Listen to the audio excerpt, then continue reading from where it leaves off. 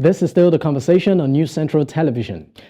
The International Crisis Group, ICG, has released a report revealing that the Democratic Republic of Congo faces the risk of descending into violence and national crisis as it approaches national elections in December. The ICG, in the report published on October 30th, warns that a badly run election coupled with violence that excludes many citizens from voting could hinder the DRC's progress towards a more democratic future and economic stability. While the last elections in 2018 marked a peaceful transition of the power with President Felix Tshisekedi taking office, the ICG's report explained that the deteriorating security in parts of the country and a failure of the moral broom to improve people's lives could create an immense challenge to the coming elections. And of course, to shed more light on this, I am joined by Sam Mwezezo, of course, a political analyst, joining in from Nairobi, Kenya. Thank you so much for your time, Sam. Thank you so much for having me, News Central. Appreciate to be here. All right, now let's get straight to it. The ICG warns that a badly run election coupled with violence that excluded many citizens from voting could hinder the DRC's progress towards a more democratic future and also economic stability. How do you react to this particular statement? Well, for a country that has a history of, violence, war, and all those kind of crises, I believe it's simply and it's easy to actually predict that something may happen. But in my own opinion, from what I've been seeing, we actually hope for a peaceful election because currently all the opposition leaders are actually represented because from the previous elections, from the previous regime, we used to see people being, left out simply because of some discrimination or political, how can I call it political, misunderstanding. But for this one in 2023, actually, personally, I'm so happy because it's really different from what we've seen before, and I can actually hope for the better and for peaceful, and democratic elections. That's all I can actually say. Okay, now you said something. You said this 2023 particular process is pretty much different from what was obtainable. And you sound a bit optimistic. Why is that? Yes, simply because, as I mentioned earlier, all the opposition leaders are actually well represented. And for the first time, actually, I can recall, for the first time, I can actually say or easily say that most of the leaders are free. Only Jean-Marc Kabund, who's used to work with the current president, Felix Tshisekedi, who is actually in prison. But Katumbi, the Nobel Prize, Mukwege, we have someone like Frank Diongo, we have Mr. Martin Fayulu, we have also Delice Sanga. And as you can see, everybody's well represented. There is no repression. I believe in 2023, honestly speaking, in the next month, we are going to have a peaceful election, unless there's something that happens in the last minute. But for now, I'm really optimistic to say that everything is going as planned. All right, Sammy, I would get back to you, but also joining me, of course, to shed more light on this particular conversation is Sammy Wanza, Finance and Project Assistant at the Impunity Watch DRC Goma, DR Congo. Thank you so much for joining in, Sammy. And also joining the conversation right now is Ambassador Eddie Musoke Daniel, former head of Communications Youth Affairs Office of the Presidential Strategic Advisor, State House, DRC. Thank you so much for joining in, Eddie. All right, gentlemen, I would like to start off with you, Sammy. Do you think that the DRC's electoral body has what it takes to actually organize a credible process, given all of these factors highlighted by the report? Thank you for this opportunity that you give me to be here and speak about this actual matter about the elections in my country. Uh, to be to be honest with you, I think that the DRC is not really ready to organize these elections.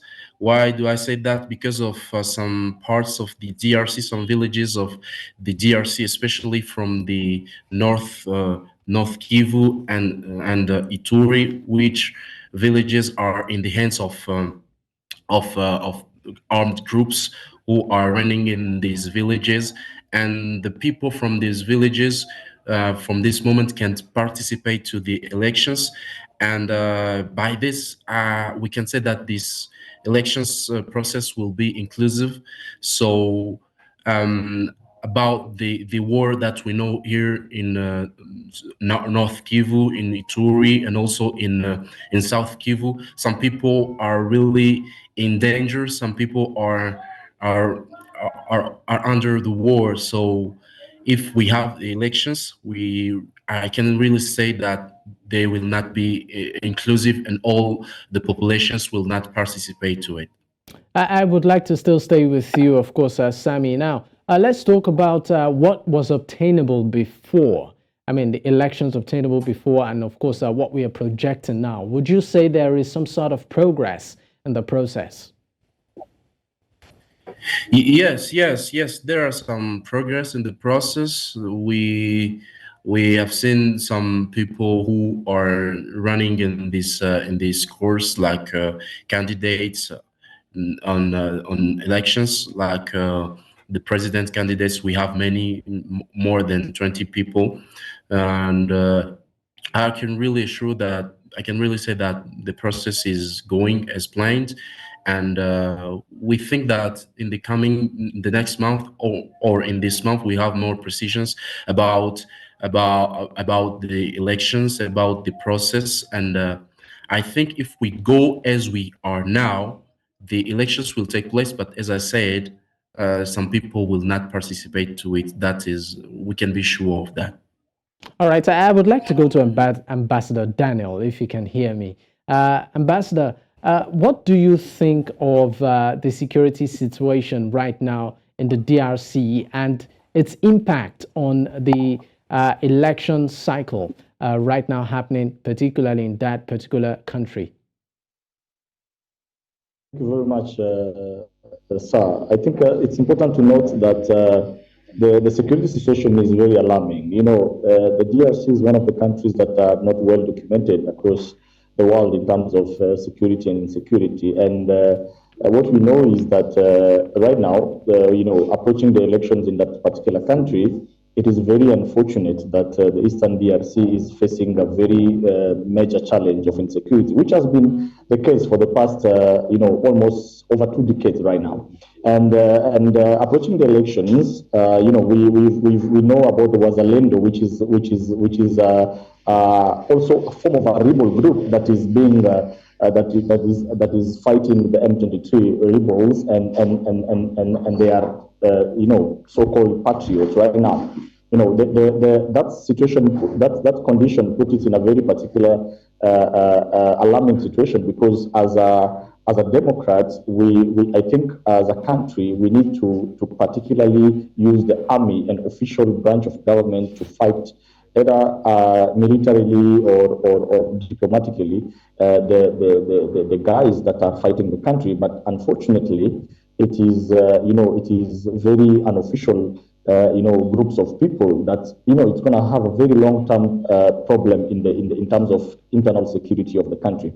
But again, when it comes to security, the DRC has been having security issues for the past 2 decades, and it is not new today that every election cycle there is an issue of security, either or marinated somewhere in a certain kitchen that we don't know about. I think that it is unfortunate that in the issues of refugees and IDPs, internal displaced people right now in the country, that we are talking about elections. But again, in a democratic process or in a democratic world, we have to talk about elections. And President Tshisekedi is out of town in the next 2 months exactly. Okay. And due to the current situation, I think it is important, quite important, that the security issues is solved as soon as possible. Are you saying that there should be more priority on security issues rather than the forthcoming elections?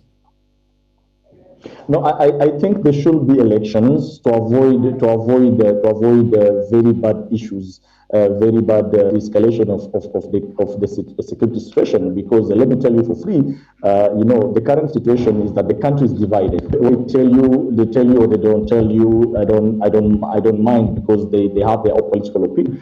But I don't support any candidate, or I am so independent. That's why I will tell you this with a truthful mind, is that the country is completely divided. The DRC is divided. My friend Sam talked about the Moise Katumbi, Martin Fayulu, President Tshisekedi, and all those rising, a candidate like the Nobel Prize Denis Mukwege, which are complicating the equation in the elections. So right now, sorry, you said that the other candidates. I'm sorry, I want to cut in here. You said the other candidates are complicating the election process, right? How is that?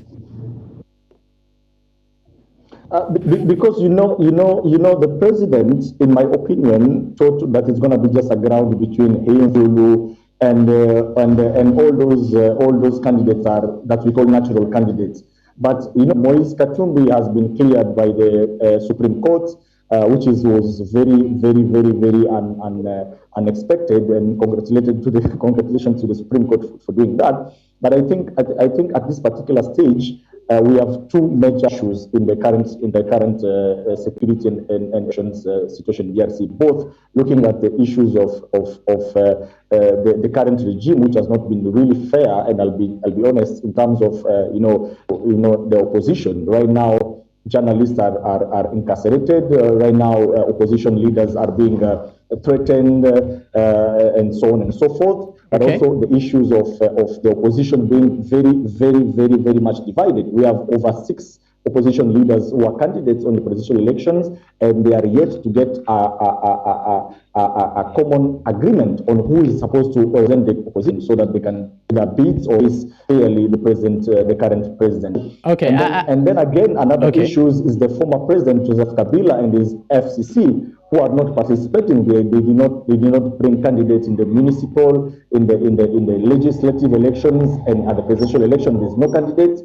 Either at the level, there's no date of the issues from the political formation of the former president Joseph Kabila, was very, very, very worrying, because he's a major and undeniable player in the current political situation. So there's a lot of hows and Ambassador Daniel, in the current situation.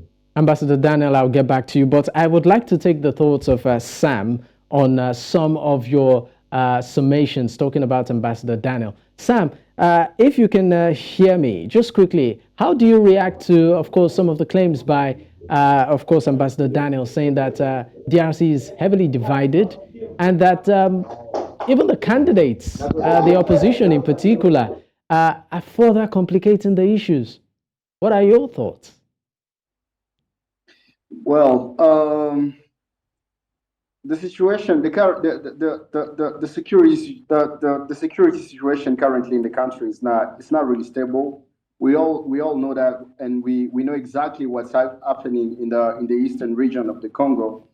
And I agree and also disagree, simply because you see, in a country like Congo, it's a huge country, and of course, with the community and troubles that we're having here and there, we could easily say that it's really kind of divided, but also it's complicated, simply because if the governments decide to actually invest massively in our army, all those small group rebels, we are talking about 120 armed groups in the Congo, they can easily disappear. So that's why it's really crucial to actually go for the principal issue, which is actually elections.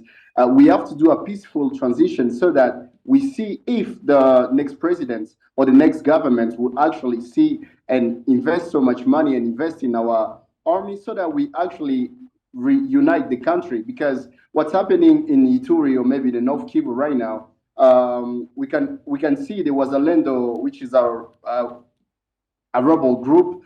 They are really trying to do so much to fight the M23, and they have done so much. Now imagine if the FRDC, our army, if they actually had enough investment, they have enough training, enough equipment and resources. I mean, it's super easy to actually take back the region that has been occupied for several months by the M23 and this armed group from Uganda and Rwanda that we all know. So I could say it's a bit tricky, and I can't really confirm that it's really divided, in my opinion. I think I'll go to Sammy Wanza right now. Sammy, what are your thoughts on some of the things, of course, Ambassador Daniel has said? And just an add-on to that, how much of weight do you think the opposition actually carries, particularly in this poll? And do you also think the strategy they're adopting would maybe give them some sort of advantage, or they are taking it the wrong way?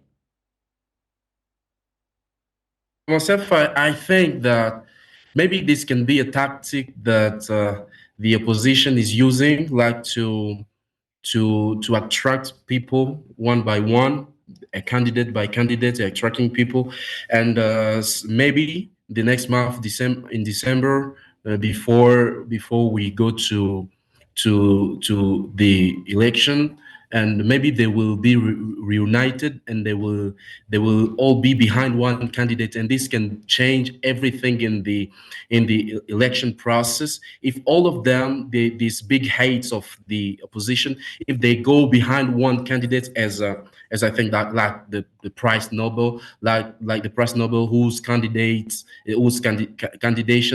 changed everything, candidation, I'm sorry, changed everything in this election process. If they choose to align all behind one candidate, this can change everything in this election process. Which candidates? I mean, if that was to happen, which of the candidates would you say they maybe line up, behind? I really don't know about myself. I think the Nobel Prize, because he's someone who has many chances, not just chances, but he is also a great personality of our country, maybe the most respected personality of our country, and this can change everything if all of them, Katumbi, Fayulu, all of them choose to align behind the Nobel Prize. I think this can change everything. Even as some analysts from our country said that there are some plans of teaching on the elections. If they do this, all the plans of the actual government can be changed. And I would like to underline to speak about something Mr. Sam said about the security situation of our country. He said about the national army to fight against the M23. We have to underline that there is a ceasefire engagement that was signed between our government and the M23 armed group, and so that they can't fight, they can't do anything. So we have just the group of Wazalendo who said that they are the citizens of our country who are trying to set free populations from the occupation of M23 rebel group. So our army can't do anything, can't fight because of this ceasefire engagement. But if they choose to resign themselves and say that we are no longer part of this engagement, so now they can fight. And also we have to underline one thing. Yes, the last thing I would like to underline is about the population resignation, because many people here have the thought that the elections we will have much about teaching in the coming elections. So many people are resigned. They are resigning themselves and say, why will we go to elections? Why will we choose someone? And we know that the actual government is doing everything, even in the dark ways, to just maintain themselves as on the head of the country. All right. I mean, before we go, gentlemen, I'd like to take, I mean, just briefly, your thoughts on this. I would like to start off with you, Ambassador Daniel. Now, how much of, I mean, we know that the DRC is one country that, has quite a number of natural resources, and of course, has caught the eye of the West. Now, how much of international influence do you think would happen during the election process? Do you see any of that happening at all? Talking about international influence.